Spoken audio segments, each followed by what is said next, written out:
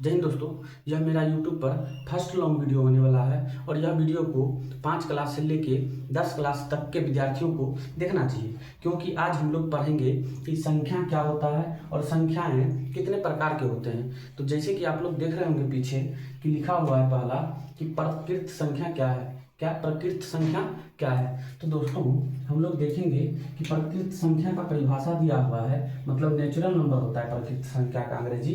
तो इसका होता है कि गिनती की सभी संख्याओं को प्राकृत संख्या कहते हैं। इसे n से सूचित किया जाता है। और जैसे में अगर आप लोग देखते हैं तो देखिए 1 से लेके प्लस अनंत तक मतलब नेचुरल नंबर ही कहलाता है। ठीक है, अगला देखिए आप लोग, अगला लिखा हुआ है कि पूर्ण संख्या होल नंबर क्या है। तो दोस्तों इसका होता है कि शून्य से लिखी गई संख्या को पूर्ण संख्या कहते हैं। या इसका दूसरा परिभाषा होता है कि प्राकृत संख्या में आगे शून्य जोड़ के लिखी गई संख्या को पूर्ण संख्या कहते हैं। इसे W से सूचित किया जाता है। और जैसे आप लोग देख सकते हैं कि प्राकृत संख्या 1 से लिखी जाती है और इसी के आगे अगर शून्य जोड़ देते हैं तो हम लोगों का होता है पूर्ण संख्या। जैसे आप लोग देख लीजिए। अब अगला है कि पूर्णांक संख्या क्या होता है। इंटीजर नंबर क्या होता है? तो इसका परिभाषा दिया हुआ है कि शून्य से माइनस अनंत तक तथा प्लस अनंत तक लिखी गई संख्या को हम लोग इंटीजर नंबर या पूर्णांक संख्या कहते हैं। जैसे कि लिखा हुआ है इसका परिभाषा, शून्य से माइनस अनंत तक तथा प्लस अनंत तक लिखी गई संख्या को पूर्णांक संख्या कहते हैं। जैसे में आप लोग देखिए, माइनस अनंत से हम लोग लिए हैं, शून्य से लिए हैं -1 -2 -3 -4 -5 और यहाँ डॉट माइनस अनंत तक लिए हैं। और शून्य से देखते हैं तो 1 2 3 4 5 और प्लस अनंत तक हम लोग लिए हैं। ठीक है, इसी को हम लोग कहते हैं पूर्णांक संख्या। इसी प्रकार से हम लोग अभी देखेंगे कि सम संख्या क्या होता है, विषम संख्या क्या होता है, वास्तविक संख्या, अपरिमेय संख्या, परिमेय संख्या, कई प्रकार की संख्या को अभी हम लोग पढ़ने वाले हैं। तो आप लोग एक बार इसको स्क्रीनशॉट लीजिए और आगे बढ़ते हैं। देखिए आगे है रूट संख्या या अभाज्य संख्या क्या होता है, प्राइम नंबर क्या होता है। तो जैसे आप लोग इसका परिभाषा देख सकते हैं, वैसी संख्या जो एक तथा स्वयं को छोड़कर अन्य किसी संख्या से भाग न लगे, उसी को हम लोग कहते हैं कि रूट संख्या या अभाज्य संख्या। ठीक है, अगला हम लोग देखिए कि यौगिक या अभाज्य संख्या मतलब कंपोजिट नंबर क्या है।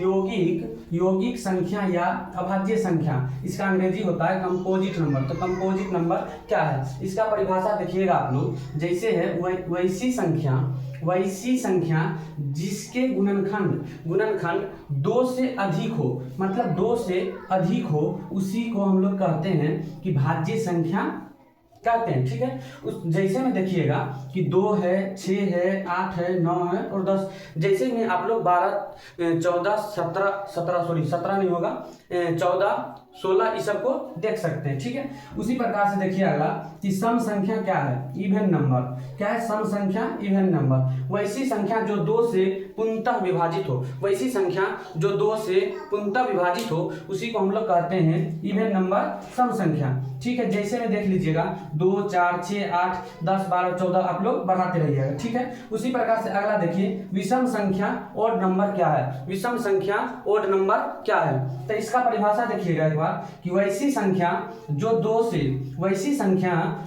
से पूर्णतः विभाजित नहीं हो, मतलब कहने का है कि 2 से पूरा जो संख्या नहीं कटता है, उसी को हम लोग ओड संख्या मतलब विषम संख्या कहते हैं। ठीक है, तो देखिए इसका अगर हम उदाहरण देखते हैं तो 3 है, 5 है, 7 है, 9 है, 11 है। इसी प्रकार से आप लोग 13 देख सकते हैं और 15 देख सकते हैं, जो कि 2 से पूरा नहीं करता है। ठीक है, अभी आगे देखिए आप लोग कि वास्तविक संख्या क्या होता है, परिमेय संख्या क्या होता है, अपरिमेय संख्या क्या होता है। ठीक है, एक बार आप लोग स्क्रीनशॉट लीजिए।